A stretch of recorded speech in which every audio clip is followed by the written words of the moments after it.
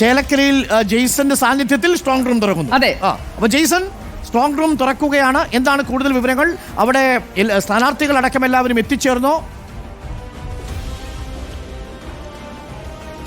1 മുതൽ 87 വരെയുള്ള ബൂത്തുകളിലെ വോട്ടുകൾ സൂക്ഷിച്ചിരിക്കുന്ന ഒന്നാം സ്ട്രോങ് റൂമാണ് ഇപ്പോൾ തുറക്കുന്നത്. അവിടെ LDF സ്ഥാനാർത്ഥി UR പ്രദീപ് ഉണ്ട്.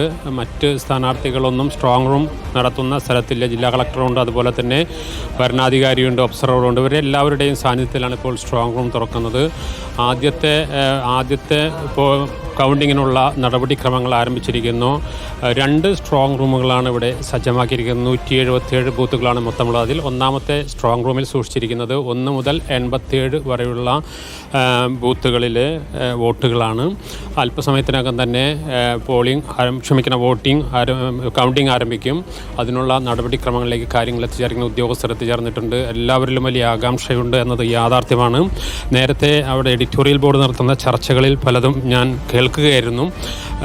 ചേലക്കരയിൽ നിലവിലത്തെ സാഹചര്യത്തിൽ ആർക്കും അമിത ആത്മവിശ്വാസമില്ല എന്നതാണ് എടുത്തു പറയേണ്ട വസ്തുത.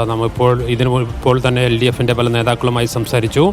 ജയിക്കും എന്ന് പറയുന്നതിനും അപ്പുറത്തേക്ക് അമിതമായ ആത്മവിശ്വാസം ഇല്ല എന്നതാണ് അവസാന മിനിറ്റിൽ നമുക്ക് മനസ്സിലാകുന്നത്. ഏതാനും മിനിറ്റുകൾ മാത്രമേ ഉള്ളൂ. അത് സംബന്ധിച്ച കൂടുതൽ പ്രവചനങ്ങൾക്ക് പോകുന്നതിന് അർത്ഥമില്ല എന്നുള്ളതുകൊണ്ട് തന്നെ ഏതായാലും ശക്തമായ മത്സരത്തിൻ്റെ എല്ലാ രീതിയിലുള്ള കൗണ്ടിങ്ങും അതിൻ്റെ ആവേശവും കൗണ്ടിങ്ങിലും ഉണ്ടാകുമെന്ന കാര്യത്തിൽ യാതൊരു തർക്കവുമില്ല. ജെയ്സൺ ആണ് ഇപ്പോൾ ചേരുന്നത്. ജെയ്സൺ ഇപ്പോൾ നിൽക്കുന്നത് ചേലക്കരയിലാണ്. ചേലക്കരയിലെ സ്ട്രോങ് റൂം തുറക്കുന്ന കാഴ്ചയാണ് തത്സമയം പ്രിയപ്പെട്ട പ്രേക്ഷകർ കാണുന്നത്. സ്ട്രോങ് റൂം തുറക്കുമ്പോൾ ആരാണ് ഡബിൾ സ്ട്രോങ് ആയിട്ട് വരിക എന്നതാണ് ജെയ്സന്റെ ഒരു കണക്കിൽ. ചേലക്കര മണ്ഡലത്തിൽ ആർക്കും അമിതമായിട്ടുള്ള ആത്മവിശ്വാസമില്ല. മാത്രമല്ല ജെയ്സൺ പറയുന്നതാണ് എന്റെ കൃത്യം. കാരണം വെച്ചാൽ ഇഞ്ചോടിഞ്ച് പോരാട്ടം അവസാന നിമിഷം വരെ സസ്പെൻസ് നിലനിർത്തും. അക്കാര്യത്തിൽ ഒരു സംശയവുമില്ല. പാലക്കാട് ഉണ്ണി ബാലകൃഷ്ണൻ നോക്കൂ, ആദ്യം വരുന്നത് നഗരസഭയാണെങ്കിലും പാലക്കാട്ടെ 18 ടേബിളാണ് ആദ്യ റൗണ്ടിൽ ഉള്ളതെന്ന് കേൾക്കുന്നു. അതിനകത്തൊരു ക്ലാരിറ്റി വരണം. നമ്മൾ മനസ്സിലാക്കിയത് 14 ടേബിളുകൾ എന്നാണ്. പക്ഷെ 18 ടേബിളുകൾ എന്നൊരു വിവരം വരുന്നു. 1, 11, 21, 31, 41, 51, 61 എന്നിങ്ങനെയാണ് പാറ്റേൺ, ബൂത്തുകളുടെ പാറ്റേൺ വരുന്നത്. എന്ന് പറഞ്ഞാൽ ആദ്യത്തെ റൗണ്ടിൽ 6 ബൂത്തുകളാണ് നഗരസഭയുടേത്. ബാക്കിയുള്ള 12 ബൂത്തുകൾ പഞ്ചായത്തിൻ്റെതായിരിക്കും. അങ്ങനെയാണ് ക്രമീകരിച്ചിരിക്കുന്നത്. അങ്ങനെയാണെങ്കിൽ ആദ്യ റൗണ്ടിൽ നമുക്ക് പറയാൻ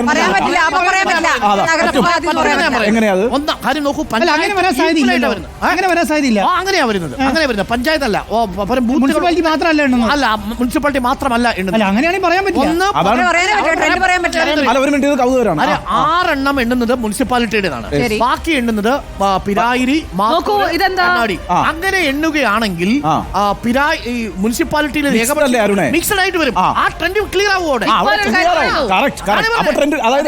ആദ്യം ഏകപക്ഷീയമായി BJP മുന്നേറില്ല. അതായത് മുനിസിപ്പാലിറ്റി മാത്രമാണ് എണ്ണുന്നതെങ്കിൽ BJPക്ക് അഡ്വാൻറ്റേജ് വരും. അതായത് മിക്സ്ഡ് ആയിട്ടാണ് എണ്ണുന്നതെങ്കിൽ ട്രെൻഡ് ആയിരിക്കും. പറഞ്ഞനുസരിച്ചാണെങ്കിൽ ആദ്യം മുനിസിപ്പാലിറ്റി എണ്ണുന്നു. ആ സമയത്ത് 3000-4000 വോട്ടിന് ഒന്നാമത്തെ റൗണ്ട് വരുമ്പോൾ തന്നെ 6 ലീഡ് ചെയ്യുന്നു. അതായത് മുനിസിപ്പാലിറ്റിയുടെ 6 ബൂത്തുകളും ബാക്കിയുള്ള ബൂത്തുകൾ പഞ്ചായത്തിന്റേതുമാണ് എണ്ണുന്നതെങ്കിൽ ആദ്യത്തെ റൗണ്ട് കഴിയുമ്പോൾ 6 ലീഡ് ചെയ്യുന്നു എന്നതും ട്രെൻഡ് കറക്റ്റ് ആയിരിക്കും. എന്തോ പറയാമെന്നല്ലോ. ഞാൻ പറയാൻ വന്നത് നമ്മുടെ സ്ട്രോങ് റൂമിന്റെ ഭാഗത്ത് ഇക്ബാലിലേക്ക് ഒന്ന് പോകണം. ദൃശ്യങ്ങളൊന്ന് രമ്യ ഹരിദാസ് വരുന്നതിന്റെ ദൃശ്യം, വാഴാലിക്കാവിലേക്ക് രമ്യ ഹരിദാസിന്റെ ദൃശ്യങ്ങൾ. മനോഹരമായ വാഴാലിക്കാവിലേക്ക് എത്തുന്ന ദൃശ്യങ്ങളാണ് പ്രേക്ഷകർ കാണുന്നത്. സ്ട്രോങ് റൂം തുറന്നു. രമ്യ സ്ട്രോങ് റൂം തുറക്കുന്നിടത്തേക്ക് പോയില്ല. പക്ഷേ അവിടെ കോൺഗ്രസിന്റെ പ്രതിനിധികളുണ്ട് എന്നാണ് മനസ്സിലാക്കുന്നത്. അർജുൻ മട്ടന്നൂരുണ്ട്. രമ്യ അവരോട് ഇപ്പോൾ പ്രതികരിച്ചിട്ടില്ല എന്നാണ് നമ്മൾ മനസ്സിലാക്കുന്നത്. UR പ്രദീപ് സ്ട്രോങ് റൂം തുറക്കുന്ന സ്ഥലത്ത് തന്നെയുണ്ട്. നമുക്ക് ഇക്ബാലിലേക്കൊന്ന് പോകണം. അവിടെ ദൃശ്യങ്ങൾ പകർത്താനുള്ള അനുമതി ഇല്ല എന്നാണ് മനസ്സിലാക്കുന്നത്. ഇക്ബാൽ, എന്താണ് സ്ട്രോങ് റൂമിലെ ദൃശ്യങ്ങൾ പകർത്താൻ അനുമതി ഇല്ലാത്തത്? അല്ല, കഴിഞ്ഞ ലോക്സഭാ തെരഞ്ഞെടുപ്പിലും അത് അങ്ങനെ ഒരു പ്രശ്നം ഉണ്ടായിരുന്നല്ലോ. ഇക്ബാലിലേക്ക് നമുക്ക് തിരിച്ചെത്താം. ഇപ്പോൾ രമ്യ ഹരിദാസ് ചേലക്കര മണ്ഡലത്തിൽ വാഴാലിക്കാവ് ക്ഷേത്രം സന്ദർശിക്കുന്ന ദൃശ്യങ്ങളാണ് പ്രേക്ഷകർ കാണുന്നത്. വാഴാലിക്കാവ് പോലെ മനോഹരമായ ഗ്രാമ്യ ഭംഗി നിറഞ്ഞിരിക്കുന്ന ഒരു ക്ഷേത്രത്തിലേക്കാണ് ആദ്യം രമ്യ എത്തുന്നത്. രമ്യയുടെ പ്രതികരണം നമുക്ക് വേണം. UR പ്രദീപ് 18,000 എന്ന ആത്മവിശ്വാസത്തിൽ ഇപ്പോഴും ഉറച്ചു നിൽക്കുന്നു. 18,000 എന്നതാണ് UR പ്രദീപിന്റെ കണക്കുകൂട്ടൽ. പാർട്ടി 15,000 മുകളിൽ തന്നെ പറയുന്നത്. അതാണ് ഞാൻ ഈ പറഞ്ഞത്. അങ്ങനെയാണെങ്കിൽ കഴിഞ്ഞ പ്രാവശ്യം കിട്ടിയത് 8,000 കൂടുതൽ കിട്ടും. അതാണ് ഞാൻ പറഞ്ഞത്. 2016 മത്സരിക്കാൻ ഞാൻ ഒരിക്കലും വിശ്വസിക്കുന്നില്ല. വളരെ ചെറിയ ഭൂരിപക്ഷത്തിനാണ്, വളരെ നേരിയ ഭൂരിപക്ഷമാണ്.